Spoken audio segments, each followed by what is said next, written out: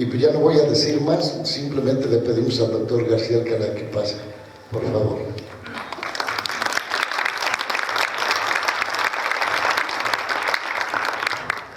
Bien, pues muchas gracias, doctor, por la presentación, y pues es un placer siempre estar en estas reuniones donde uno ve alumnos, compañeros, profesores, y pues nos vamos a hablar un poco de algo a lo que nos hemos dedicado mucho en el laboratorio, que es estudiar la hemoglobina glucosilada. De hecho, cuando estamos viendo las líneas de investigación de la UPAE, pues siempre ponemos que una de nuestras líneas principales de investigación es la glucosilación de proteínas, que bueno, es un tema fascinante. Entonces, bueno, vamos a hablar un poquito de eso. Me pasa a la siguiente, por favor.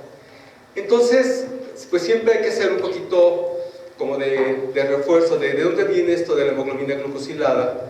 Y bueno, en adultos siempre hay que recordar que la hemoglobina está principalmente constituida de hemoglobina A y bueno, muy poquito de hemoglobina A2 y hemoglobina E. Una vez en la circulación, pues la hemoglobina A se puede mezclar puede sufrir muchas modificaciones, y una de las más comunes es unirse con un azúcar.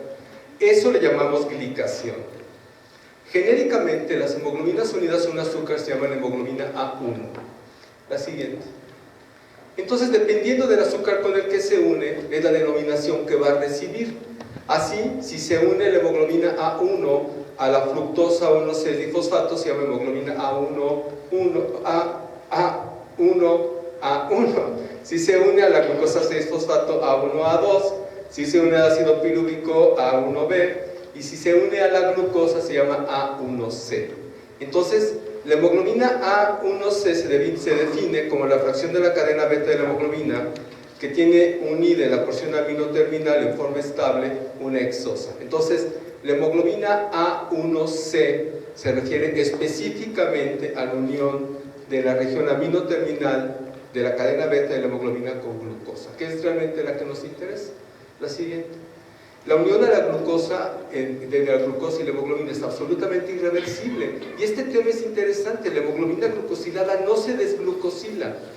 Más bien, la determinación de la hemoglobina glucosilada representa el promedio de la glucosilación de todos los eritrocitos. Entonces no se desglucosila. Eso no existe. Bueno, por la metodología actual, la base que se mide, la unión que se mide es irreversible. Y debido a que la vida media del eritrocito es alrededor de 120 días, la hemoglobina glucosilada representa el promedio de la glucosa de 10 a 12 semanas. Así como que cariñosamente pensamos que es 12, pero realmente es como de 8 a 10. Y las últimas 8 semanas es la que más influye en su determinación. La siguiente. Y esto se debe a que el eritrocito, junto con las células del cerebro y la célula beta del páncreas, son de las pocas células que no necesitan un glucotransportador para que entre la glucosa. Entonces, hay tanta glucosa dentro del eritrocito como en su alrededor. La glucosa entra y sale libremente, entonces realmente nos dice cuánto tiene de glucosa el plasma del paciente. La siguiente.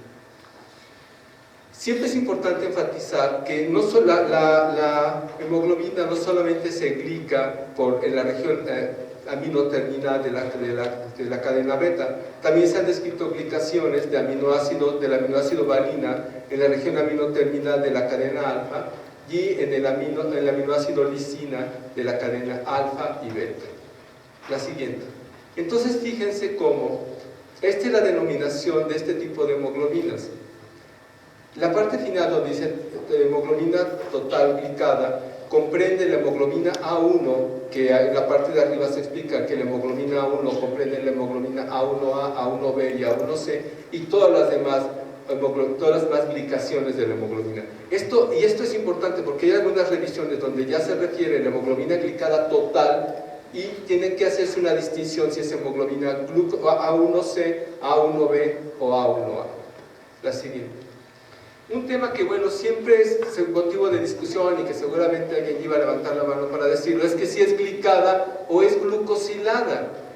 La hemoglobina glucosilada es el término que se usó. De hecho, vamos a ver algunas imágenes de los años 70 en donde se usaba el término hemoglobina glucosilada. Sin embargo, el término glucosilado se refiere específicamente a los glucósidos, que es la unión de la glucosa con cualquier sustancia y no necesariamente a una proteína. La recomendación real es que le digamos hemoglobina glicada. Específica, bueno, los gringos no tienen lío porque ellos dicen A1C.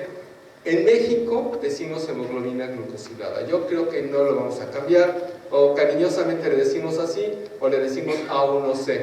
Pero realmente, yo siempre he defendido que la A1C es específicamente unida a la glucosa. Por eso le decimos glucosilada. Pero bueno, aquí le vamos a decir glucosilada, o A1C, y espero no equivocarme. La siguiente.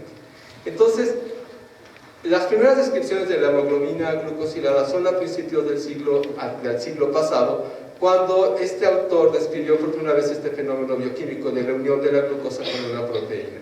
Y todo el tiempo se perdió eso hasta los años 60, en que se vuelve a tomar esta investigación de la utilidad de la glucosilación de la hemoglobina para algún uso clínico.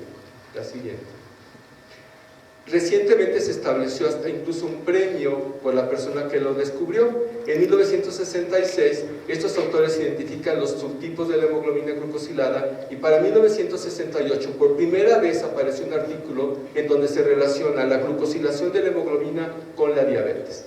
Este autor, que no quiero ni pronunciarlo para no equivocarme, es el Rajvar, por primera vez identifica la hemoglobina glucosilada como un componente de la diabetes. Pasa el tiempo y hasta 1973-74 estos autores por primera vez describen la unión y la utilidad de la hemoglobina para identificar el control glucémico de los pacientes. En los estudios de SST y en el UCA-PDS se le da el peso que debe esta determinación, y en el año 2010 la hemoglobina glucosilada entra como parte de los criterios para diagnóstico de la diabetes. Más o menos esos son. Entonces, este estudio, que es un estudio mínimo y básico que todo el mundo deberíamos de leer alguna vez en nuestra vida, es el estudio de SST, es el estudio que realmente le da el respaldo al uso de la hemoglobina glucosilada como parte de la diabetes. La siguiente. Y fíjense cómo en este estudio se describió realmente por primera vez cómo el control glucémico estricto lleva a los pacientes a tener una hemoglobina glucosilada mucho mejor que los pacientes de tratamiento convencional. Y fíjense cómo en la imagen dice hemoglobina glucosilada, no hemoglobina glicada. Eso es para que no nos digan que nos equivocamos. Cuando la hemoglobina glucosilada se comienza a mencionar cada vez más como parte del tratamiento y el armamento para diagnosticar y tratar a los pacientes diabéticos, la principal crítica es que existían muchísimos métodos para identificar la hemoglobina glucosilada. Entonces era un lío porque nunca correlacionaban los niveles de hemoglobina glucosilada entre los diferentes métodos. A partir del estudio de SST se reconoce que el mejor método, el método oficial, el estándar de oro para la hemoglobina glucosilada es el HPLC, es la cromatografía líquida como de alto desempeño. Ese es el método que se considera ahora el mejor. Y todo gira alrededor de ese método.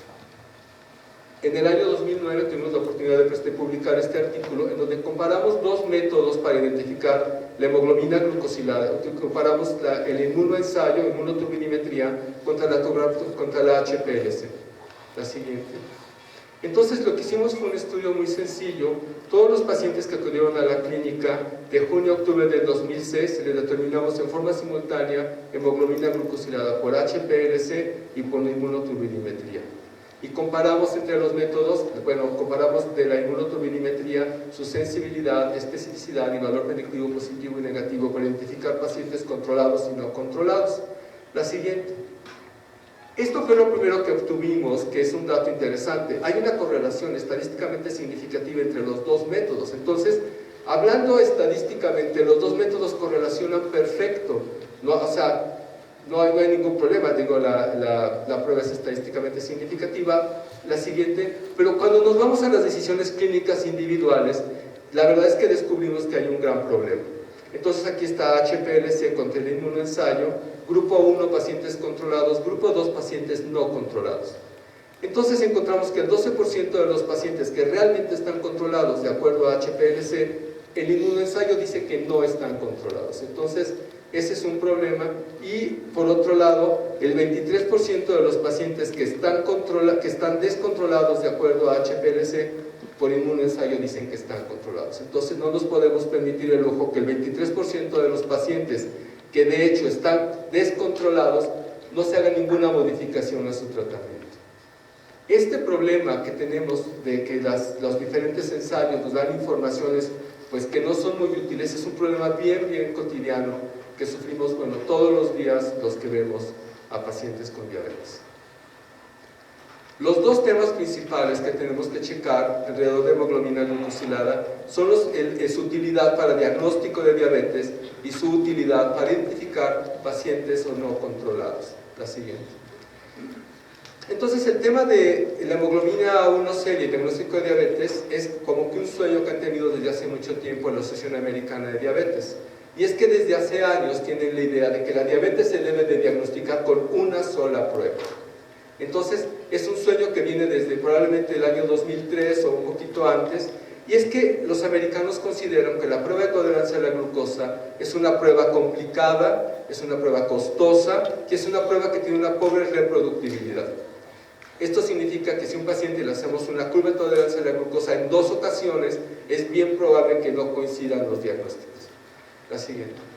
Entonces, lo saqué desde 1982 se publicaron los primeros artículos en donde se proponía el uso de hemoglobina glucosilada, que aquí dice glucosilada, para el diagnóstico de la enfermedad. En este estudio fue un poquito desalentador para los autores cuando la conclusión es que la hemoglobina A1, no la A1C, fue mucho mejor para diagnosticar diabetes que la hemoglobina A1C.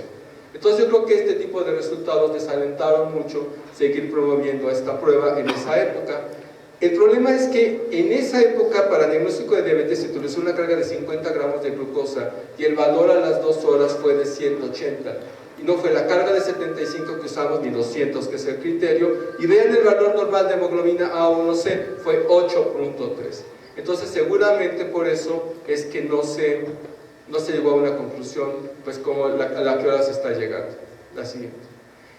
Esta es la publicación en enero del 2010 que por primera vez describe a la hemoglobina A1C como parte del criterio diagnóstico de la diabetes. Había en el suplemento de enero de esta revista, la siguiente, en donde ya se incluye dentro de todos los criterios diagnósticos de diabetes junto con la glucosa por arriba de 200 en forma al azar, más de 200 a las 2 horas, mayor o igual a 126 y está incluida la hemoglobina glucosilada mayor o igual a 6.5. Utilizando, nuevamente ahí se refiere a un método que esté certificado por la NGSP, que es como una asociación para certificar los niveles de hemoglobina glucosilada. Y eso de que un método que esté certificado es HPLC. Los criterios para diagnosticar diabetes se establecieron en base a riesgo. O sea, los pacientes que cumplen los criterios, no es una muestra probabilística, ni siquiera es una muestra de distribución, y tampoco es una muestra de percentilas, se basa en el riesgo. Y entonces, los pacientes que tienen hemoglobina A1C por arriba de 6.5 tienen un riesgo de tener complicaciones. Entonces, por eso se escogió ese punto de corte. La siguiente. Junto con el susto de poner los 6.5 para diagnóstico, apareció otro número que también es escalofriante, y si se dan abajo cuenta, los criterios para diagnóstico de prediabetes es que el paciente tenga de 5.7 a 6.4 de hemoglobina glucosilada. Esto quiere decir que el valor normal de hemoglobina glucosilada es de 5.6. Y de 5.7 a 6.4 es prediabetes y 6.5 es diabetes. Ahora, otra cosa que me gusta llamar su atención es que en este cuadrito no dice que hay que repetir la prueba. Si el paciente tiene esto, tiene diabetes. En el anterior, ¿se forma de pasarme el anterior? Fíjense cómo dice que los criterios del 1 al 3 se deben de repetir. Entonces, lo que se pide es que el paciente tenga hemoglobina A1C de 6.5, igual o mayor a 6.5 en 2 ocasiones. Entonces, hoy la recomendación es repetirla para diagnóstico, la siguiente. En cambio, en el caso de prediabetes no piden que se repita. Bueno, ahora vamos a ver un poquito más adelante lo que este criterio de 5.7 a 6.4 representa hoy para el tratamiento de los pacientes. La siguiente. Naturalmente que alrededor de esto se comenzó a mover muchas cosas, ¿no? Por ejemplo, este es como un editorial muy bueno, que habla de cuáles son los pros y los contras de diagnosticar diabetes a través de la hemoglobina A1C. La siguiente. Entonces, a favor está que la hemoglobina A1C identifica mejor la hiperglucemia crónica que la prueba de tolerancia a la glucosa. Esto es real. La determinación de glucosa captura solo un momento del día. Algo que se dice mucho es que la determinación de glucosa es una fotografía y la hemoglobina glucosilada es una película. Entonces nos permite saber mucho más de cómo ha estado el paciente. Y obviamente la hemoglobina glucosilada, esta frase de abajo es contundente, ¿no? Probablemente la hemoglobina A1C equivale a la determinación de cientos de mediciones de glucosa. Entonces es algo que está midiendo todo el tiempo cómo está el paciente. La siguiente. El nivel de hemoglobina A1C tiene una mayor asociación con las complicaciones de la diabetes que la glucosa, y esto se ha hecho en todos los estudios. Todos los estudios asocian las complicaciones macrovasculares con la hemoglobina A1C y no con glucosa. No es necesario el ayuno para la determinación y no se afecta por eventos adversos. Si el paciente pues, se enojó ese día, no encontró estacionamiento, llegó tarde, se comió una memela, ahora que pierda la selección, bueno, no le importa, o sea, ¿no? Eso no afecta a la medición y tiene una estabilidad preanalítica mucho mejor que la glucosa plasmática. Y pues bueno, no es el tema de la plática, pero recientemente en el laboratorio hemos trabajado en cómo se va consumiendo la glucosa en los tubos, aún los que tienen inhibidores de glucólisis, cómo se va consumiendo la glucosa. La estandarización es tan buena ahora como la de la glucosa y la variabilidad biológica de la hemoglobina A1C es menor que la de la glucosa. La variabilidad de la A1C se calcula de 3.6, de la glucemia en ayuno de 5.7 y de la glucosa 2 horas postcarga de 16.6. Entonces es la prueba más estable que hay y muy probablemente el costo. Una sola medición es mucho más fácil que una curva de tolerancia a la glucosa. En contra está algo que es muy interesante, incluso medio filosófico. La diabetes se define clínicamente por la elevación de glucosa y no por la glicación, y bueno, puse haciendo interrogación porque no sabía qué poner ahí, de proteínas. O sea, la diabetes es elevación de glucosa, no glucosilación de proteínas.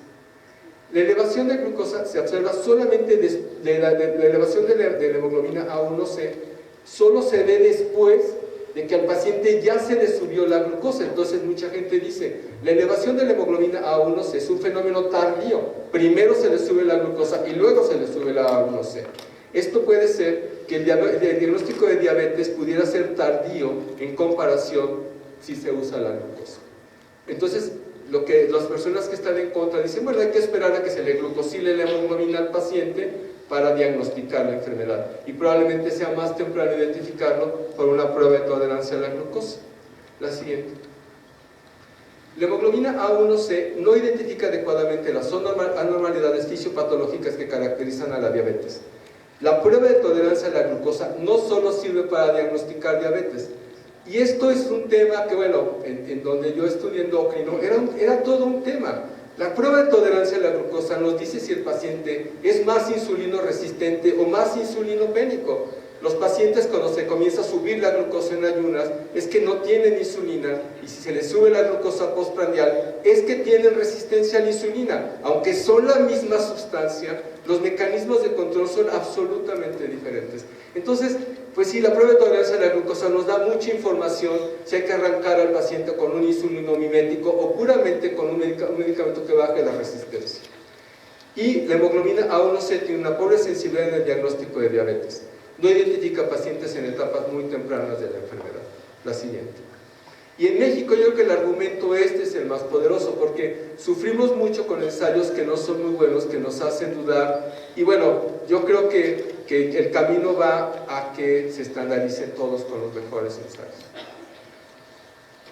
Muy cerquita después de la primera publicación se presentó este estudio. Hay muchos estudios similares, pero este del Rancho Bernardo me parece que es un estudio interesante que ilustra el pensamiento de ese momento. Poco tiempo después de la publicación hay una parte que dice que la sensibilidad y la especificidad de la hemoglobina A1C para diagnosticar diabetes fue de 44 y 79%, y que ellos proponen que el nivel de corte para diagnóstico de la enfermedad sea 6.15%.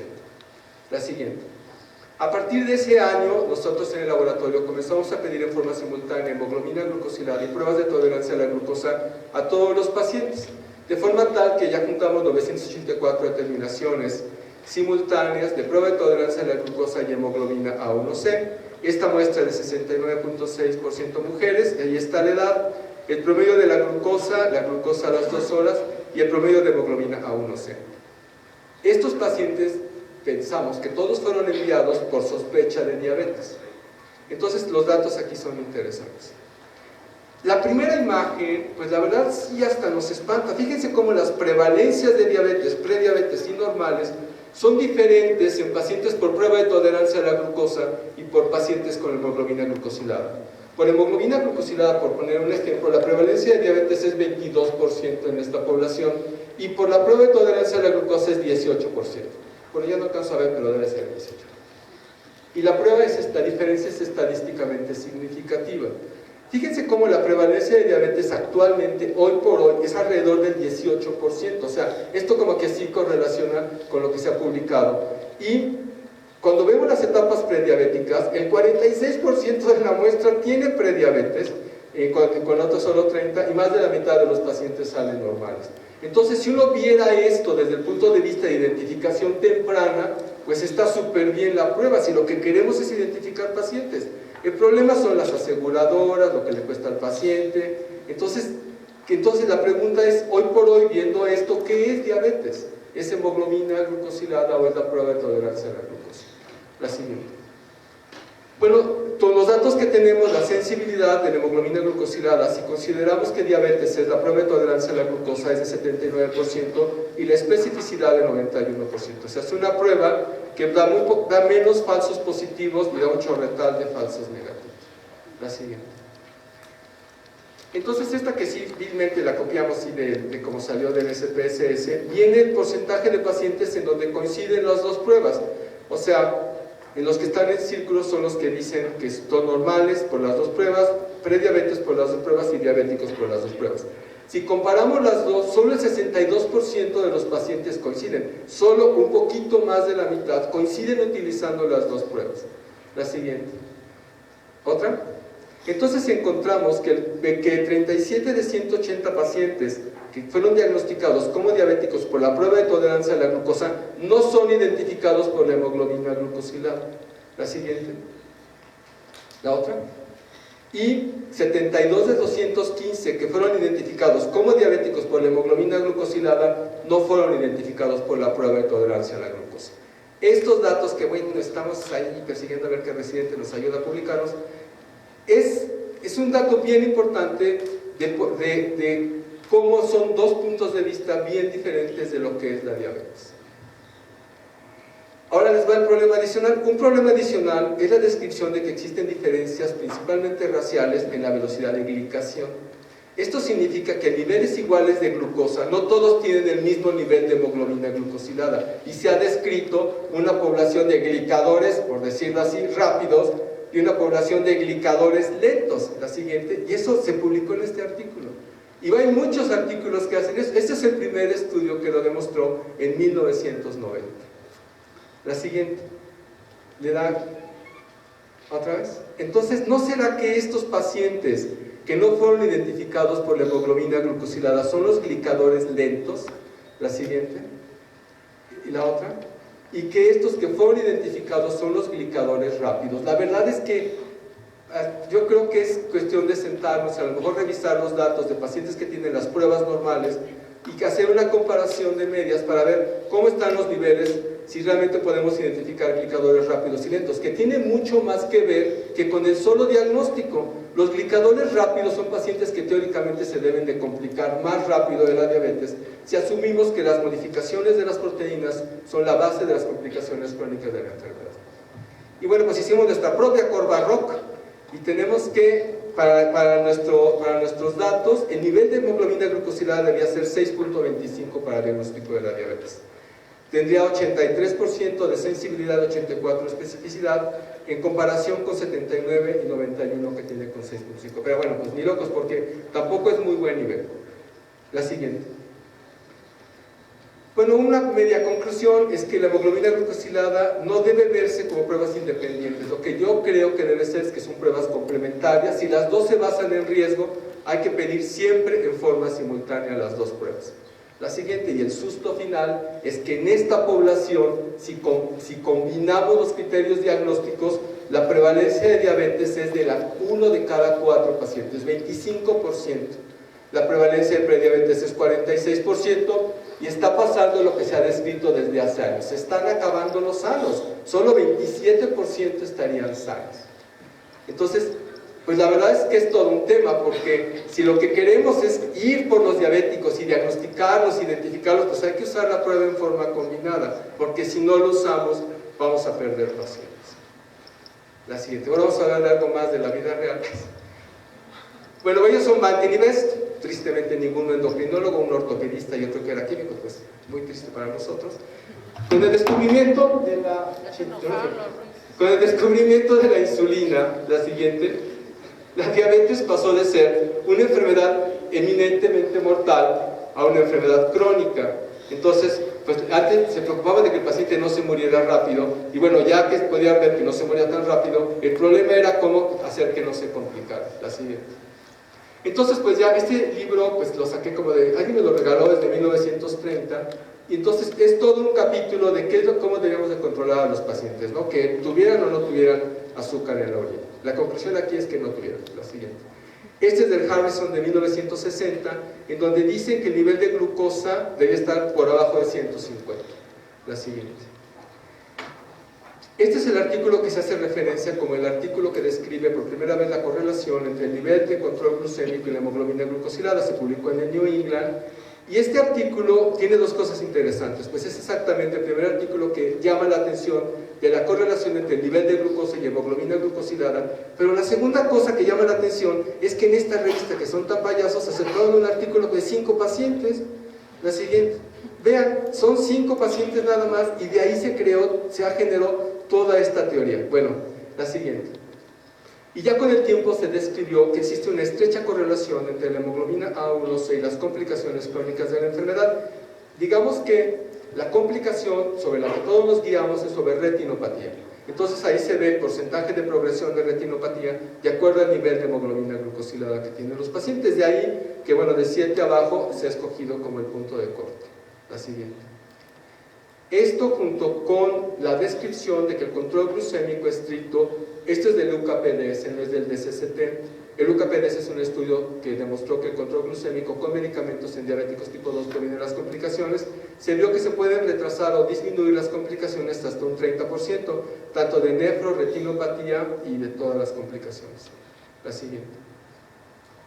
Otro hecho que ayudó mucho a entender qué es lo que pasa con la hemoglobina glucosilada es este artículo que se publicó en el 2008, en donde por primera vez le podíamos responder a los pacientes a cuánto equivalía la glucosa de acuerdo al nivel de hemoglobina glucosilada. Antes de este artículo le decíamos al paciente, oiga, pues tiene 8 de hemoglobina glucosilada, está bien descontrolado.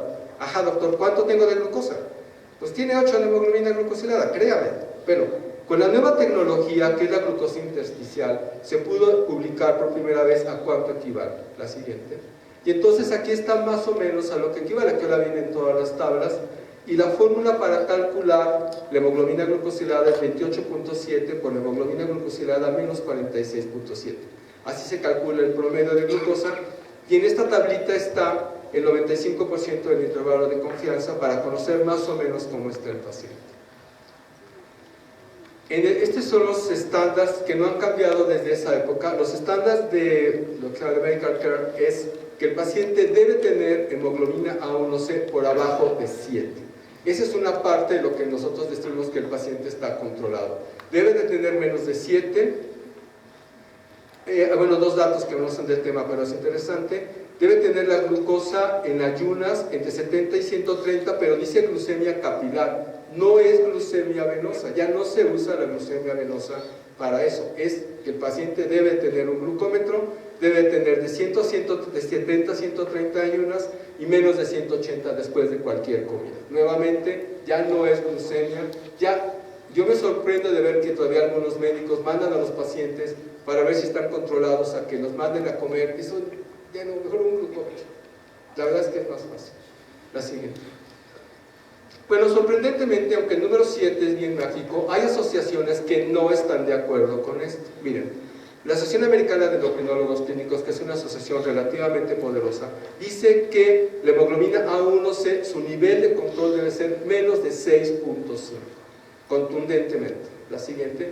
La Federación Internacional de Diabetes, que es tan poderosa como la Asociación Americana de Diabetes, dice en el primero que es aconsejable que los pacientes tengan menos de 6.5. La siguiente. La Asociación Canadiense dice que debe ser menos de 7. Entonces, en esta cosa de decir 7 o 6.5, se ha estado moviendo un poco la decisión en el mundo. Los que manejamos pacientes con diabetes, ya con que tenga 7.5 casi le ponemos un monumento, y aquí quieren que tenga 6.5. La siguiente. Entonces, la disminución de la hemoglobina A1C o a menos o alrededor de 7 ha demostrado que reduce las complicaciones microvasculares, no las macrovasculares. La meta no se considera apropiada en pacientes con historia de hipoglucemia severa, expectativa de vida limitada, complicaciones micro-macrovasculares y comorbilidades avanzadas. La siguiente. Y yo creo que este estudio a todos nos dio una lección de qué es lo que pasa cuando los pacientes los controlamos así en forma brutal. Este estudio, que nosotros lo conocemos como estudio ACCORD, es un estudio donde 10.251 pacientes los aleatorizaron a recibir tratamiento muy intensivo para bajar la hemoglobina glucosilada a menos de 6, o tratamiento estándar, que dice aquí que es de 7 a 7.9. El objetivo del estudio era demostrar que el control glucémico estricto bajaba las complicaciones macrovasculares, especialmente las cardiovasculares. La sorpresa está en los últimos 3 renglones. Dice: el hallazgo de una mayor mortalidad en el grupo tratado en forma intensiva obligó a que se parara el estudio. En pocas palabras, en este grupo, que eran pacientes, un porcentaje que tenía cardiopatía isquémica, el control glucémico a ese nivel que uno no soñaría produjo más muertes cardiovasculares. Este no fue el único ejemplo. Me pasa la siguiente. Hay 3 estudios que se parecen: el estudio BAD, el estudio ACCORD y el estudio ADVANCE. Los 3 tuvieron el mismo desenlace. El control glucémico estricto no solo no previno las complicaciones macrovasculares, especialmente las cardiovasculares, sino que un estudio como el ACCORD dio un riesgo muy elevado. La siguiente. Entonces, la controversia es si debemos llevar a los pacientes a menos de 6.5.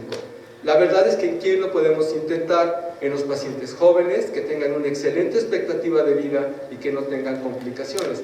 Yo siempre en las clases a los alumnos les insisto: si el paciente tiene 85 años, tiene 8 de hemoglobina glucosilada, ya, no le muevan. Y nunca falta la hija que no quiere que su papá se coma una concha, que se la coma, pues ya tiene 80 años. No. La siguiente. Bueno, nos aclaró mucho este tema, este artículo, que es un artículo brutalmente, yo entiendo que va a ser brutalmente criticado, pero nos dio un poco de luz de cómo podemos tomar las decisiones en estos pacientes. Entonces, aquí hablan de en qué situaciones hay que tener un control mucho más estricto y menos estricto. Entonces, esto pasa por las actitudes de los pacientes, las expectativas de tratamiento, los riesgos potenciales asociados con hipoglucemia. Si el paciente tiene un riesgo alto, hay que ser menos estricto el control. Si la enfermedad tiene una duración muy larga, menos control. Si la expectativa de vida del paciente no es muy buena, menos control. Si el paciente tiene muchas comorbilidades, menos control. Si tiene complicaciones cardiovasculares. Y esto es un hecho, porque la hipoglucemia en un paciente con enfermedad cardiovascular es un riesgo ya muy importante de infarto, y si el paciente tiene o no tiene recursos. Entonces, esto es una guía para decidir hasta cuándo le apretamos al paciente sin arriesgar. La siguiente.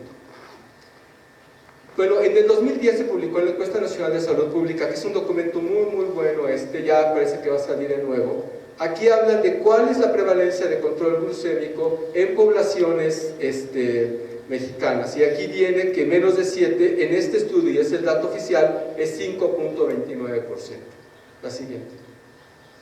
Entonces, bueno, nosotros nos dimos a la tarea, el doctor Bata, que por ahí lo veo, todos nos pusimos a ver cuál es la frecuencia de hemoglobina glucosilada, qué porcentaje de población cumplía los objetivos de la IDF y de la ADA. En 2008 presentamos este trabajo en el Congreso de la Asociación Americana de Diabetes, y es que encontramos 181 pacientes que por lo menos hubieran acudido 3 años al laboratorio y tuvieran por lo menos 3 determinaciones. El promedio de la edad, el promedio de visitas al laboratorio, los días de seguimiento y el promedio de la hemoglobina A1C. La siguiente. Entonces, bueno, solo nos vamos a fijar en los datos de la ADA. el 39.7% de los pacientes tenían menos de 7, el 25% de 7 a 7.9 y más de 8 el 35%. Entonces, pues la verdad, decir que el 40% de la población cumplía esta meta no nos dejaba pues tan tristes. La siguiente, y nuestros datos correspondían muy bien a este artículo publicado en la Revista Panamericana de Salud Pública, la siguiente, en donde se compara el control glucémico de muchos países de América Latina y más o menos los datos que presentó el doctor Juan Rosas coinciden con lo que nosotros presentamos. La siguiente. Lo que más llama la atención es que el porcentaje de pacientes que por lo menos en una ocasión cumplieron la meta es impresionante. 80% de los pacientes por lo menos en una ocasión cumplieron la meta de control. El problema está en qué porcentaje de pacientes estuvieron más del 75% del tiempo, vean, cumpliendo la meta de la IDF, que es 6.5, 14%, y de la Asociación Americana de Diabetes, el 21%. Entonces los pacientes sienten que con una vez que la cumplan, ya la hicieron, y pues no. La siguiente. Y esta es una imagen pues más bien triste, en donde vemos el promedio y la dispersión de la hemoglobina glucosilada en la primera y en la última visita que tenemos, y no hay diferencias estadísticamente significativas. Los pacientes comienzan y acaban exactamente igual. Bueno, las conclusiones son que la prueba de tolerancia a la glucosa y la hemoglobina A1C son pruebas complementarias para el diagnóstico de diabetes. La recomendación es que si le piden prueba de tolerancia a la glucosa, que tiene que ser de 2 horas, no se pongan creativos, no existe la prueba con comida, no le midan pruebas intermedias, no le fueran a las 3 horas, son complementarias. El nivel de hemoglobina A1C para definir el control hay que individualizarlo. Creo que nos tenemos que hacer cada 7. Porque 7 es un número muy mágico que baja las complicaciones crónicas, o sea, las microvasculares. Pero pues bueno, sí hay que individualizarlo. Y el método para medir sí cuenta mucho. La verdad es que nos vemos en mucha incertidumbre cuando usamos métodos que no son, digamos, los mejores o los más exactos para medir hemoglobina glucosilada. Bueno, pues muchas gracias.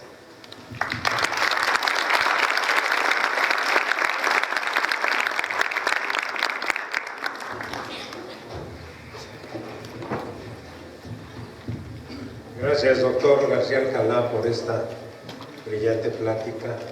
Vamos a tener oportunidad de hacer algunas preguntas. ¿Sí? Doctor, buenas tardes. Soy la doctora María de los Ángeles. Mi pregunta es esta. Si usted nos está hablando de unos valores de hemoglobina glucosilada en adultos, ¿es igual como para niños de 5 o 6 años que ya tienen el diagnóstico de diabetes? Bueno, si en este momento, pues yo no he leído que haya diferencia por edad. Creo que los valores, tanto para criterio diagnóstico, debe ser lo mismo. Yo, la verdad, le mentiría si supiera que hubiera algún otro artículo. Y como tengo la impresión que el nivel que se ha puesto tiene relación con las complicaciones, o sea, el nivel más bien es por el riesgo. Yo, pues, tengo casi la certeza que es lo mismo para ellos.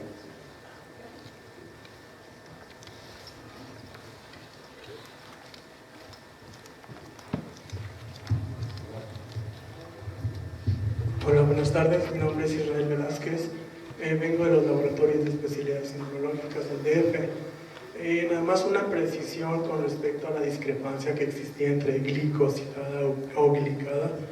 Según la UPAC, en la nomenclatura de carbohidratos, glicosilación se refiere a unión a cualquier azúcar y glucosilación exclusivamente a glucosa. Entonces yo apoyo el concepto de hemoglobina glucosilada porque estamos determinando la que está unida a glucosa.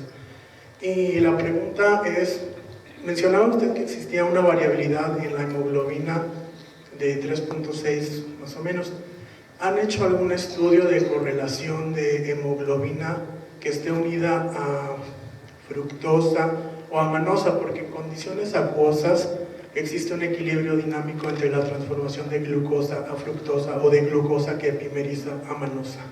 Bueno, la pregunta es si existe alguna correlación entre si la hemoglobina A1 sí, o A1A con hemoglobina A1C en relación a la variabilidad. Sí. No, yo lo desconozco, pero uno cuando ve los resultados que saca, la verdad es que creo que medir hemoglobina A1 es una tentación, porque a la mera hora también puede ser útil, sobre todo hablando de costo. Pero hablando de la precisión y la correlación, yo desconozco si hay algún estudio, pero originalmente lo que se usaba en la hemoglobina A1. Si esto de la A1C es una moda como de los últimos 20 años. Gracias. ¿Alguien más? Soy la clínica Fabiola Espinosa, vengo de Penco, Guanajuato. Doctor, respecto a la diabetes gestacional, hay la prueba que es el tamiz de glucosa para la embarazada. ¿Usted podría decirnos si la hemoglobina glucosilada nos puede ayudar? Y esa es súper buena pregunta. No. No, de hecho, ahora hay que hay dos clasificaciones. Es todo un tema. Y nosotros en el laboratorio, voy a mencionar lo que bueno, Alejandro me va a decir que no lo diga, pero bueno. Nosotros en el laboratorio, bueno, primero, en relación al diagnóstico de diabetes gestacional, no. Se usan nosotros usamos el criterio de la prueba de tolerancia a la glucosa con 75 gramos de glucosa que recientemente se publicó, que creo que los valores son 92, 180 y 152, con uno solo es diagnóstico. El problema está en que aquí sí es muy probable que la paciente no tenga diabetes antes del embarazo. Entonces es bien común que los pacientes, por ejemplo, 93 de glucosa en una mujer embarazada es diabetes gestacional, y muy probablemente con 93 de glucosa la paciente no tiene elevación de la hemoglobina A1C. Si una paciente le diagnosticamos diabetes gestacional y tiene más de 6.5, lo que decimos es que tiene diabetes desde antes del embarazo, no específicamente diabetes gestacional. Y lo que veía es que nosotros hace unos años hicimos ahí un experimento de que separamos los glóbulos rojos en los más viejitos y los más nuevitos y les medimos hemoglobina glucosilada y vimos que esa hemoglobina glucosilada de los neocitos se mueve más rápidamente que la hemoglobina glucosilada total. Esa es una idea que tenemos ahí, que le hemos dado vuelta, que sí se puede usar porque es de muy cortito plazo, es como lo que antes era la fructosamina. Pero bueno, respondiendo específicamente, la hemoglobina glucosilada no se usa para diagnóstico. Si la tiene alta, significa que tiene diabetes desde antes del embarazo y bueno, es un caso diferente. Gracias. ¿Alguien más?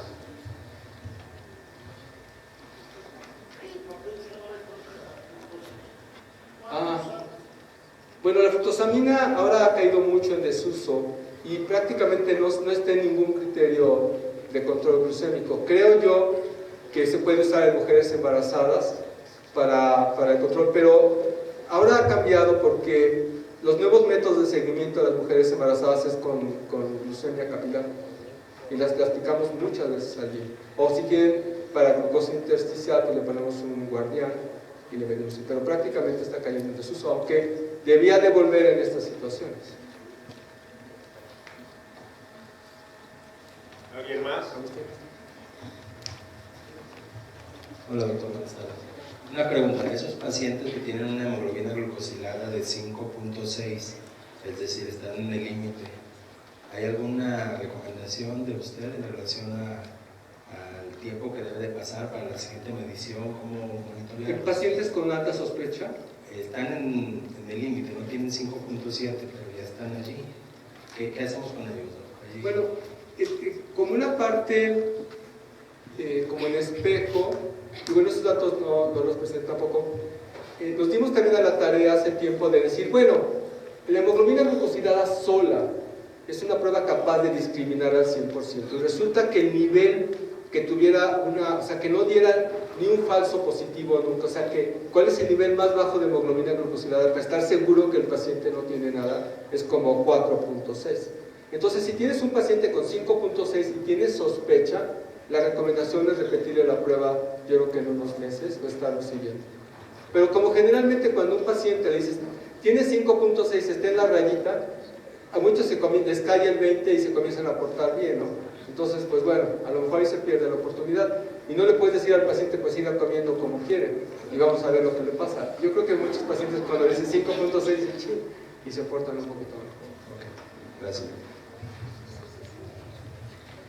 Aquí hay otra persona. Allá atrás. Buenas tardes, Miguel Amigón de aquí de Puebla, doctor. Solamente una precisión que tengo una duda. En algunos casos, cuando le indican a paciente en gestación, de lo que dice curva de tolerancia, algunos médicos sugieren expresamente 75 gramos y otros 50, y algunos hasta los subrayan, sobre todo ginecólogos, 100. Y ahí tenemos más. Bueno, eso tiene su razón de ser. En la prueba de tolerancia a la glucosa original para diagnóstico de diabetes gestacional es la prueba de O'Sullivan de 100 gramos de glucosa. Esa prueba se sustituyó hace un par de años para la 75 basado en los resultados de un estudio que se llama APO. Pero si un ginecólogo pide con 100, la verdad es que con 100 va. Hay criterio para diagnóstico que no correlaciona muy bien ahora con supervivencia. La prueba de 75 pues es la obligatoria y la de 50 muy probablemente sea como parte del tamiz de mujeres embarazadas. En un adulto no embarazado, 50 gramos de glucosa es la prueba que se usaba antes de 1979. Entonces, yo creo que no, la prueba de 50 gramos, si no es para TASMIS, en lo que ahora llaman ellos el diagnóstico en 2 etapas, no se debe usar. Siempre 75 en no embarazados y embarazadas, 100 en embarazadas en ciertas situaciones y 50 solo en tamizaje. Buenas tardes, Griselda López del Hospital Infantil de México. Primero un comentario en relación a la hemoglobina glicosilada para los niños. Hasta ahorita no se ha utilizado como una prueba de diagnóstico en los niños, en particular para diabetes. Solo la están utilizando para el seguimiento. Mi pregunta va enfocada a la pregunta que hizo el doctor Mata. Él cuestionaba cuál era el tiempo en el cual el grupo de las personas que salen en el prediabético de hemoglobina glicosilada, cuál es el tiempo preciso para poder recomendarle, en este caso al paciente que acude a un laboratorio privado, ¿no? Muchas de las veces las personas acuden por sí solos a pedir una prueba de diabetes en general y se les hace. Entonces yo creo que cierta responsabilidad que tenemos como personal de laboratorio es recomendarles y decirles, se sugiere que se te tome una muestra, no sé, a los 3 meses o a los 6 meses. Yo pensaría que podría ser a los 6 meses. Esa es mi primera pregunta. Y mi segunda pregunta va enfocada al grupo de personas que no tienen factores de riesgo. ¿Cuál sería la edad recomendada para poder realizarle un estudio y a partir de qué momento se haga un seguimiento?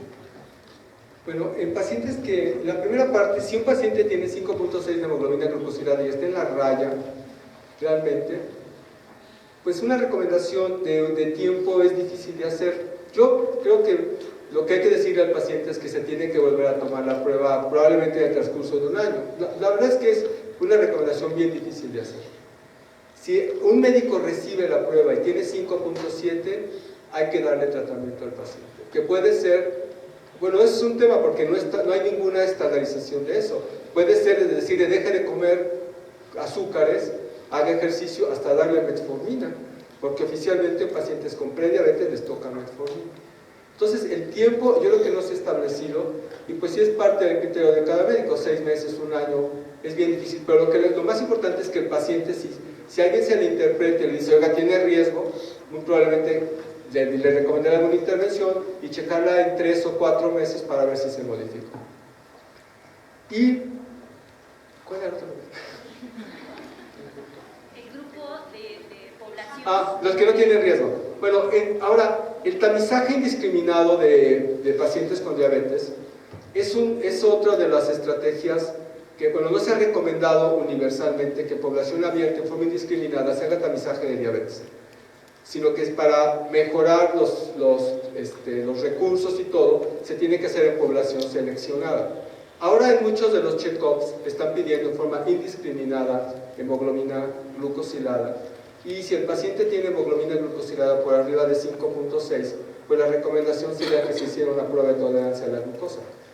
Esta recomendación, la verdad es que no es una recomendación basada en ninguna evidencia, porque si revisamos los datos que presenté, muchos pacientes tenían menos de 5.6 y ya tenían incluso diabetes. Digo, por lo menos hubo 5 pacientes con hemoglobina A1C normal que tuvieron diabetes. Entonces, en población abierta, lo que dicen que se debe hacer son seleccionar poblaciones a través de encuestas como la FINRISC, que es una encuesta que permite identificar los pacientes en riesgo, y solo los que cumplen el criterio de riesgo mandarlos a prueba diagnóstica de sangre. O si lo quieren hacer en una compañía y deciden que los pacientes que tienen más de 5.6 mandarlos a curva pues bueno, ya sea políticas propias de la compañía. Pero en población de bajo riesgo, tengo la impresión que la recomendación no es, bueno, en países donde la salud la maneja el Estado, no es hacerlo de forma indiscriminada. Si una persona por su libre voluntad o un check-up o algo lo encuentra, yo creo que si tiene más de 5.6 y tiene factores de riesgo, yo lo mandaría a curva para asegurarnos que no tiene algo más. Y se le haría casi al otro día, porque si al paciente le decimos, oiga, tiene 5.6, necesita una prueba de tolerancia a la glucosa, el paciente dice, sí, doctor, me la hago en una semana, y toda esa semana come lechuga y agua, porque sabe que le estamos buscando diabetes. ¿Alguna otra pregunta? Yo, si me permite, el doctor García Alcalá, me gustaría hacer una pregunta al auditorio. ¿Cuántos de los aquí presentes no hacen la prueba de hemoglobina glicosilada? No la hacen. Que levanten la mano en su laboratorio. Uno. Nada más. Dos. Anímense.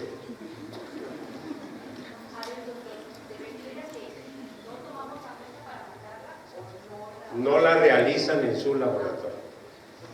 Sí, si la refieren, esa es una forma muy buena de hacerla, pero quienes no la hacen en el laboratorio. Ustedes dos. Tres. No, la referencia es muy buena, porque es mejor la concentración, lo mismo que decíamos en la mañana, para lo de carga viral y lo de tuberculosis para PCR. Y yo haría una pregunta al doctor Héctor. Tamiz neonatal y diabetes, ¿hay algo? No se considera una prueba de tamiz. Creo que sería mejor una glucosa, ¿no? Si Bueno, no es una glucosa. No, la verdad es que desconozco absolutamente todo lo referente a glucosa. No, la verdad es que no creo que no hay nada de eso. Muy bien. A él le toca también un plato de talavera poblana y ya le tocó a él el diploma. A nosotros no les había tocado. Muchas gracias, doctor García.